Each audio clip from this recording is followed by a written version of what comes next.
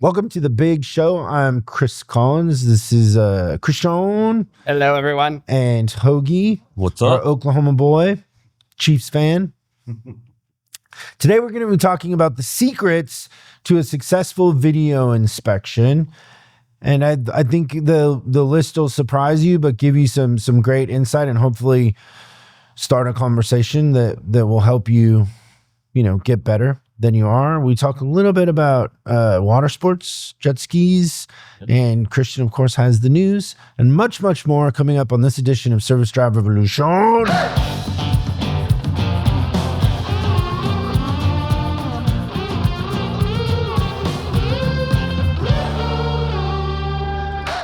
The reason why we're talking about video inspections is because we're filming and putting up in our on-demand a course for the technicians on how to maximize that.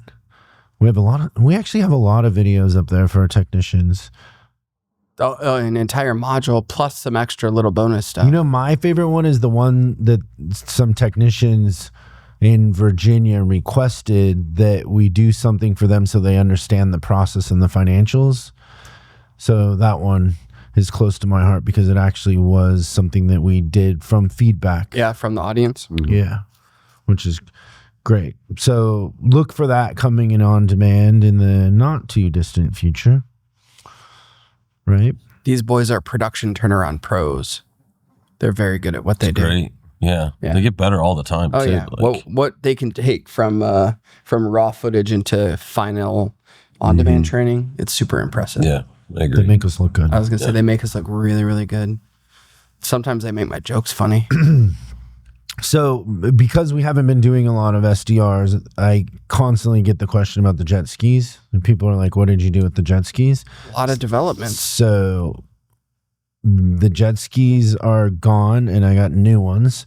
I will say too that I had somebody very helpful in the process at the dealership kind of by my house up in Washington.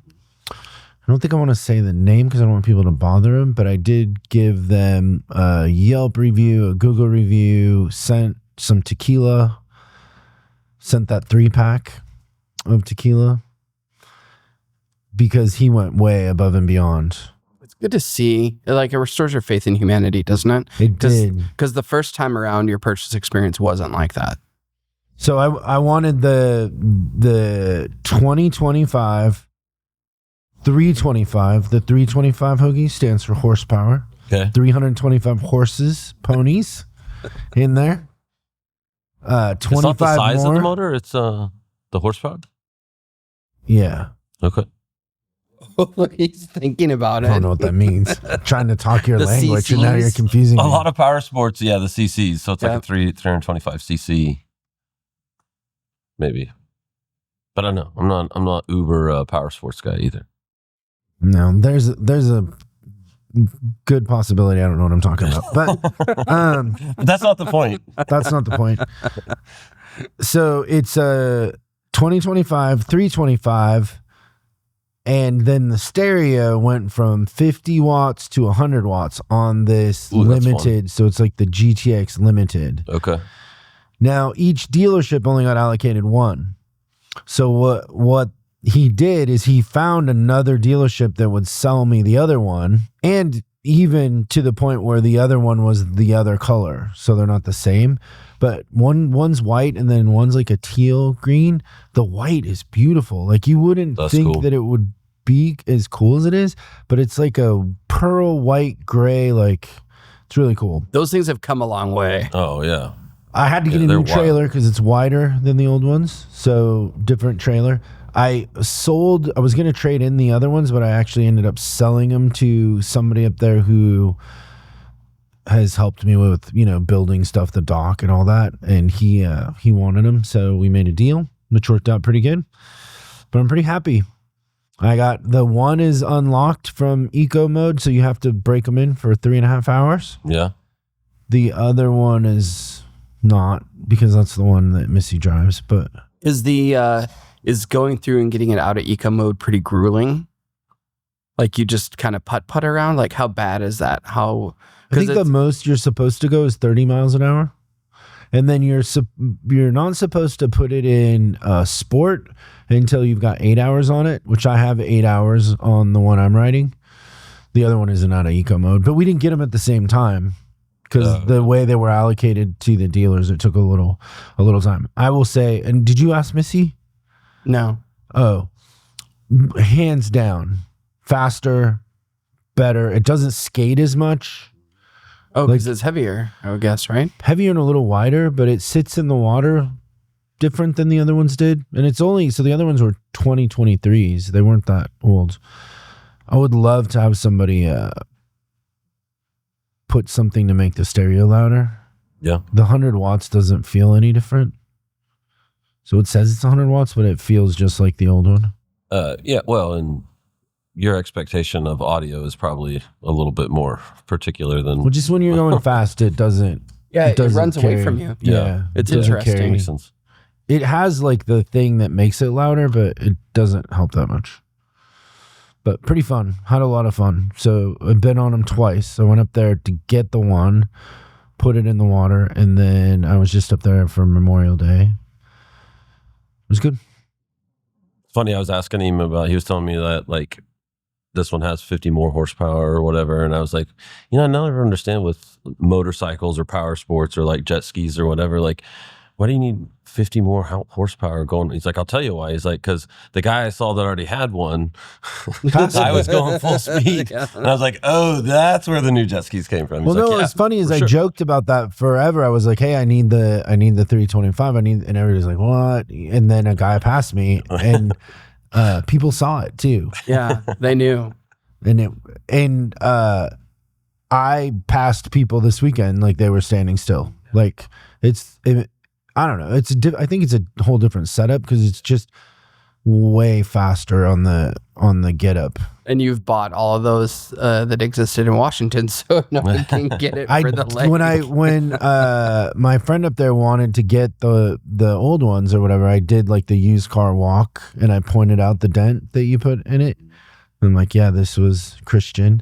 And then I also sent Christian a picture of the It made my weekend, by do the not way. go more than, is it 5 miles an hour? Yeah, it was like a no wake. Christian not go more blew than by 5 that miles. going 40. Yeah, I was going probably closer to 50. There was no slowing down. And I like all the people were waving at me on the sides of the beach. And I'm like, oh, they're happy to see me. And pretty much I think that in hindsight, it was not waving. It was like, slow down. You're going to kill yourself. I saw, the funnest part was I saw some eagles get in a little bit of a Tussle? An eagle tussle? it looked more like jets like fighting. Like Oh, It's crazy. it's That's nuts how awesome. big they are and how they maneuver. They're so big. Like their wingspan has to be like 7 feet. Yeah. Like they're Labrador retrievers with wings. I think that's part of your experience up there too. Like a lot of times people ask me if I golf or if I, hunt or fish or whatever. And I've done a little bit of all of those things, but I'm not like an avid any of those things. I just like being out there. Yeah, and like the seeing best stuff part like of golfing is being outside. 100%. for sure. Yeah, and being with friends and whatever, keeping score and all that's another side of it. But yeah, just being outside, it's fun. Okay, let's go to the news. Christian is our in-house Bill O'Reilly. No, Maybe like more of a Megyn Kelly. yeah, vibe? our in-house Megyn Kelly meets Norm Macdonald. It's not exactly fresh news. It's just news. No, it's just information printed. So our first story today is about Cox Automotive's quarterly survey that they do with their dealerships and found that fixed ops continues to be a bright spot for dealerships, and it's a sentiment survey. So the fixed operations part So of they the have business, to ask people yeah, they got to ask them because they didn't know. They weren't sure. They could just call us. We could tell them. Well, we predicted this. How much do you think they spent on this survey that we could have saved them the money? $2 million.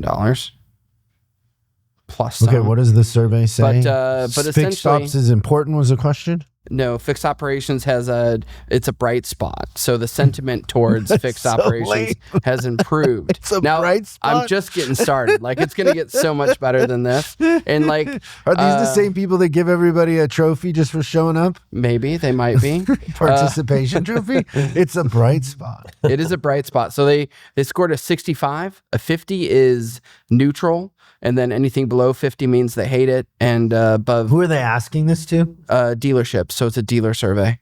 And then here's what's funny. And this is where it makes me start to kind of question this.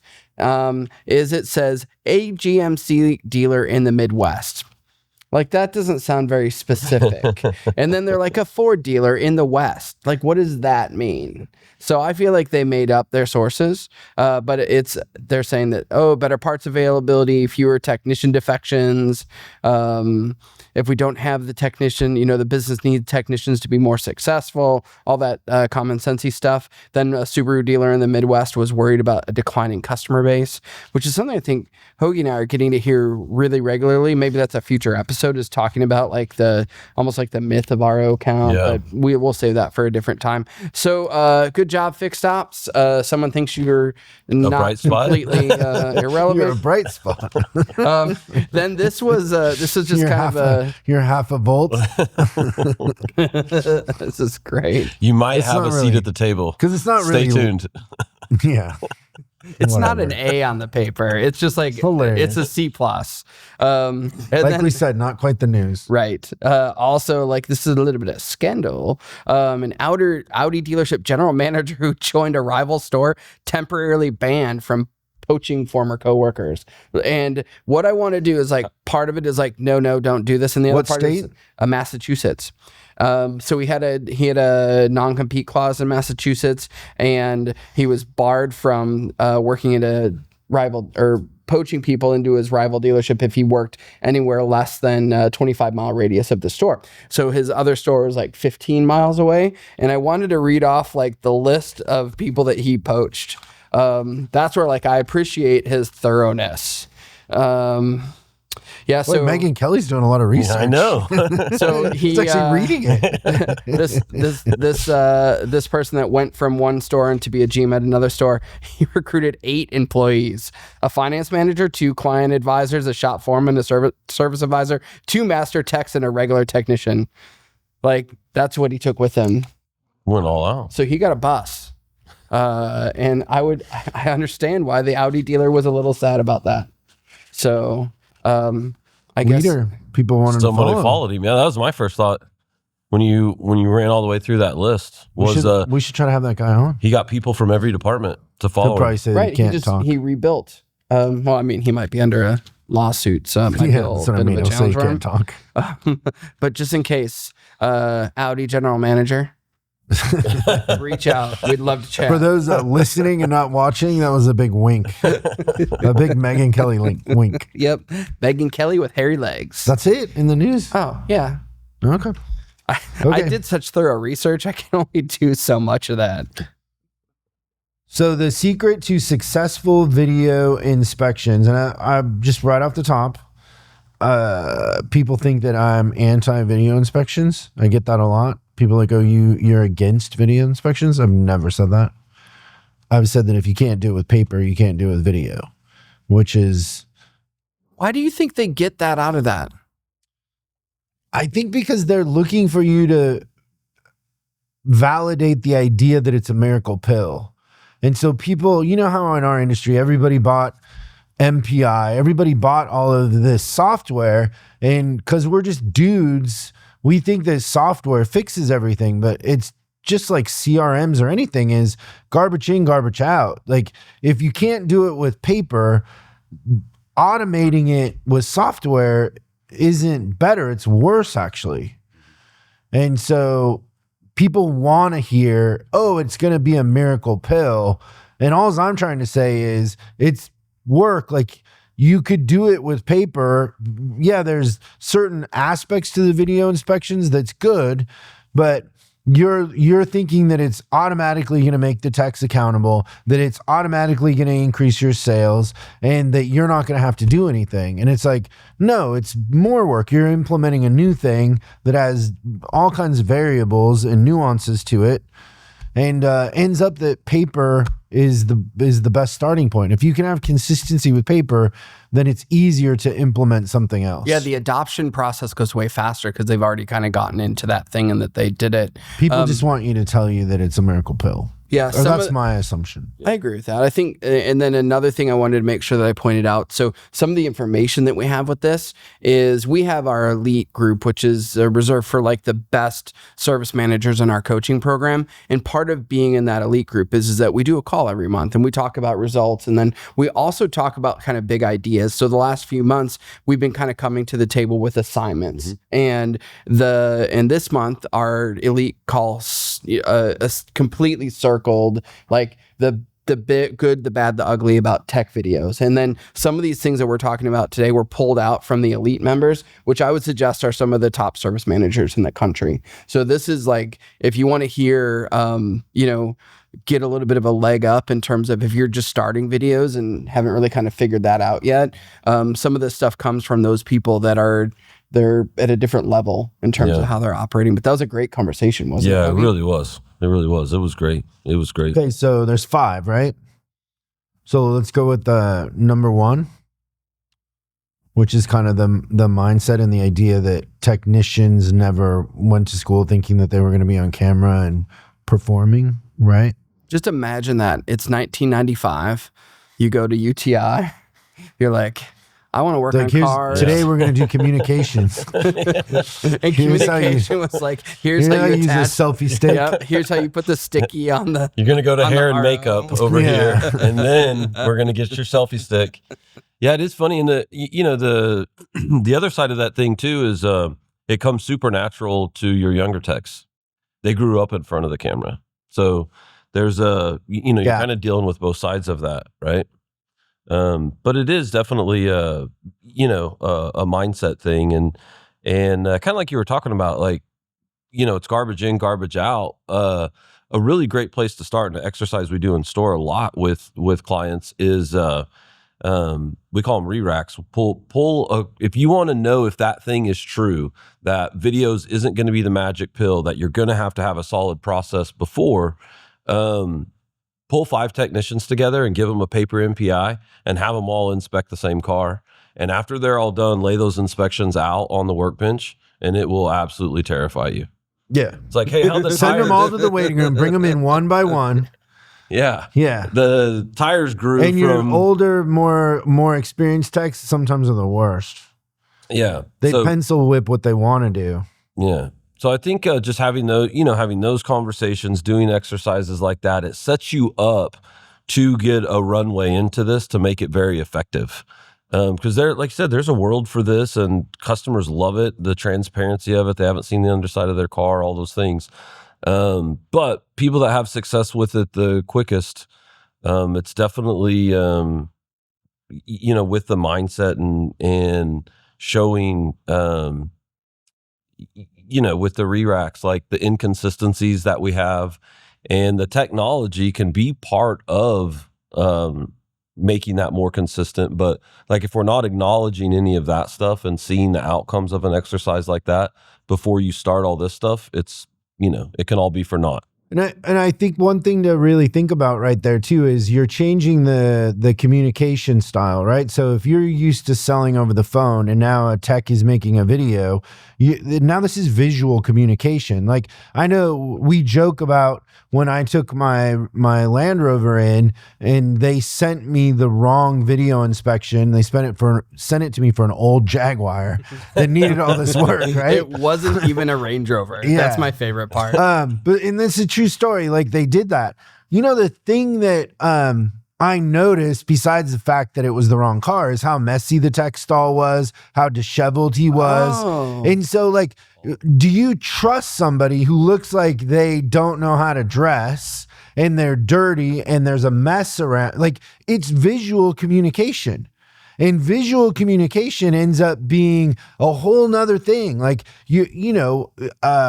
you're not going to take a picture and put it on Instagram of your messy, room, right? You're going to straighten things up, and so now your hair matters. That you missed that one spot right here shaving, like whatever it is. It's visual communication, and then there's the auditory part, there's the confidence, all of that comes across in video.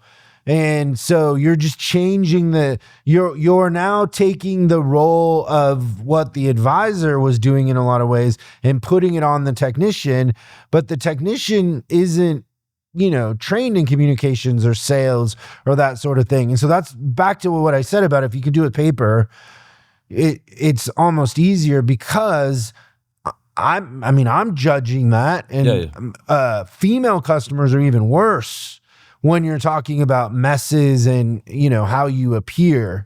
They're very judgmental in all the research. So nobody's talking about that in a sense of the techs kind of you got to tuck in your shirt. Like if you think about when we have a car doctor service clinic, all the technicians tuck in their shirts, they clean their stalls. Great, yeah. Because people, customers are going to come in the shop, and it's about appearance. It's the same thing on video.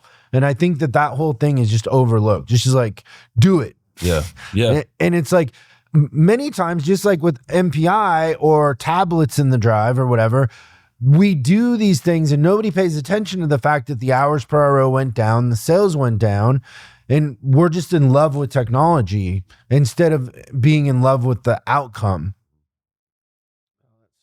Okay, what's number 2? Consistency.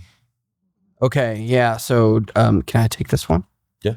So I think that as I've watched videos from, a shop that has 15 technicians, one of the things that I know right off the bat as they're just starting is if I watch 15 different technician videos, I'm going to get 15 very, very different experiences. And I would suggest that if we're going to try to build this into a pattern for a customer, that they would see like a similar kind of cadence. So whatever you choose is fine, but like a lot of dealers are starting at the back of the car where you can see like the license plate so that the customer knows that it's their vehicle. And I've got some other ones that are like, oh, we always want to start from the driver's seat and do like the gauge cluster. Whatever you choose is fine. But there should be some sort of a welcome to, right? Or thank you for choosing or something like that. And then I love, like, if you're a master tech, say you're a master tech. Like, that's a big deal. And although the customer doesn't know all our lingo in the industry, which we'll talk about in a little bit, they understand that master tech is a really, really important thing. So like taking that and then kind of going through the way that you would look through the cars, pretty much the same every way around. And the way that you would end the video would be the same every way around. So I see consistency as like you kind of have a cadence that you go through and you can script a little bit of it, but for the most part, it's just that you're kind of doing the same thing throughout. It's good. Which brings us to number 3, which is sell the positive. You cannot just tell, like, you just come out with the problems and all the bad. Customers are like, huh? Yeah. So you want to point out the main things and talk about the things that are good, even complimenting the car, how they maintain the car, whatever it is. But don't just go negative or go to the problem. Yeah. Yeah. Yeah, so I had an advisor one time that went from like 40% wild card penetration, which wild card penetration is how we measure like how much maintenance they're selling in regards to CPROs. And he said like the one little change up was when he was doing his menu presentation, he'd go over all the service that they're not due for right now. So here's all the services that your vehicle's due for. These 2 things are the only thing that's due right now. None of these are due right now. And I think it's the same thing with inspections and calling out all the things that do look good, complimenting them on the car if it's well maintained, and all those little things provide a nice runway to it. I think it's really important. Also, just understanding like the different customer types, right? Like a customer that buys a Toyota is expecting a Toyota to be reliable and not to require a lot of work. And so you kind of have to understand that that's a different customer than a BMW. Even the Honda customer is different. The Ford customer, a truck customer versus a car customer. And so how you're, talking to them and pointing out in the tone, all of that matters, because like, they expect a certain thing from their car, and you don't want to break that script or that expectation, because that kind of shatters the trust. Which is the opposite of what the videos are meant for in the first place. And then number 4 is talk customer language. Vitally important. This is a huge one. They don't know what millimeters are. Yeah.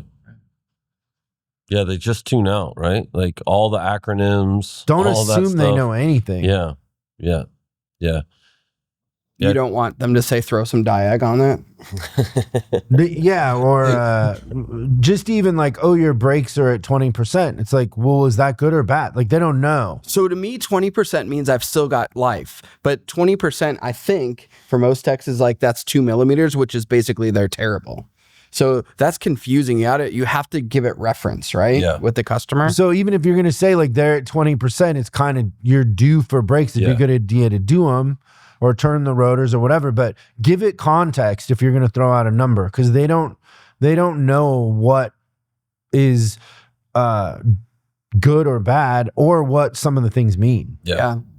I think that's why actually, like, I almost think the most important video that's done is that first service video, because it can be a reference point for the rest of the ownership of the car. Yeah, so like, great. a lot of our top performers are using, the sticks and the measurement tools and everything like that. But like, your tires will never look better than they do on the first service. So then you can use that as a reference point further on down the road. Like that, that talking about the good stuff, that first inspection, which I think everyone thinks, oh, we don't need to do it, that could be the most important one, because you can always reference that back. Yeah.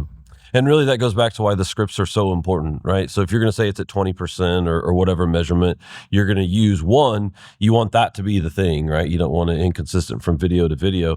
And 2, it's a good time to like use that third party validation, right? So you give reference to it. So the best practice with that is, hey, Mr. Collins, your brakes are at 30%, which is roughly, 3 millimeter. BMW recommends brake pad replacement at 4 millimeter. These brake pad would be overdue or whatever. Yeah, like just some of that reference. Very clear. They know. Yeah, they know what it is. But you can't be too careful with the script. And it's funny because I think sometimes people will think the techs aren't going to like it because it's scripted and we're going to make them do it a certain way. But they're actually relieved. Because they don't have to think of it. They don't want to think about what they have to do when they're like filling in blanks as opposed to writing. Yeah, there's just a comfort in the consistency. Yeah, and they'll flat rate it. They'll get better and better at it. And then the last one, number 5, is actually do it and tell the truth. Like, one of the things that happens when we go into a store is we'll figure out very quickly that the technicians aren't inspecting the cars. They're just drawing a line or just hitting enter and doing it, because we'll re-rack the cars. We'll find all kinds of stuff that we're missing.